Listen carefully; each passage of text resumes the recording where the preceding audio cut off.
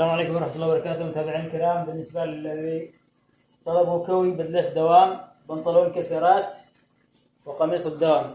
هذا البنطلون كما ترون نجمع الخيوط، هذا الخياط مع هذا الخياط نساويهم، هذا الخياط مع هذا الخياط، تمام؟ بهذه الطريقة، هذه الرجل وهذه الرجل الأخرى، تمام؟ نضعهم بنفس المستوى بنفس المقاس، مضبوط؟ الخياط في المنتصف بالضبط. بعد كذا نحطهم مباشرة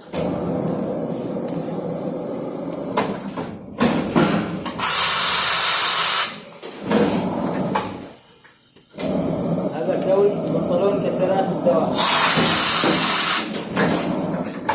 طبعا في فيديوهات أخرى بننزل كوي البنطلون العسكري وبنطلون الجينز.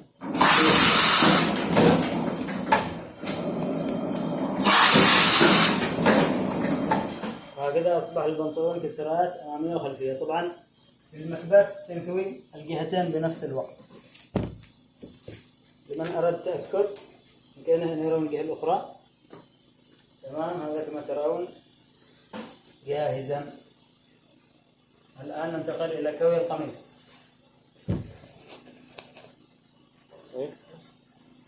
كوي القميص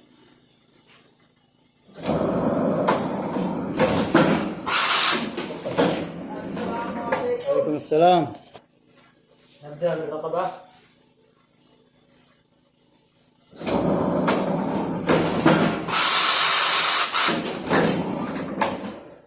اليد اليسرى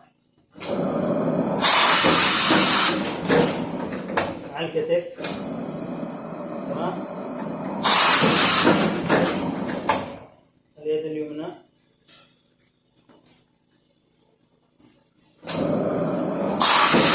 طبعا هذه كسرات الكتف مع خط اليد،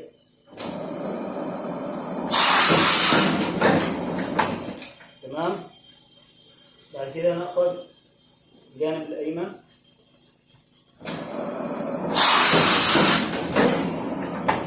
بعد كده ناخذ الخياط هذا لا تحت الزغن. الجهة الأخرى نفس الفكرة، الجانب الأيسر، تمام؟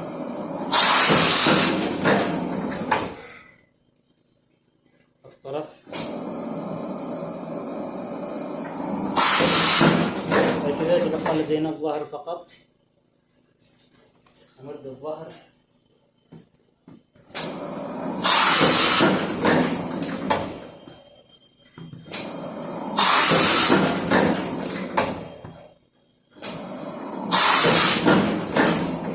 كذا أصبح جاهزا. نلبسه على البنطلون.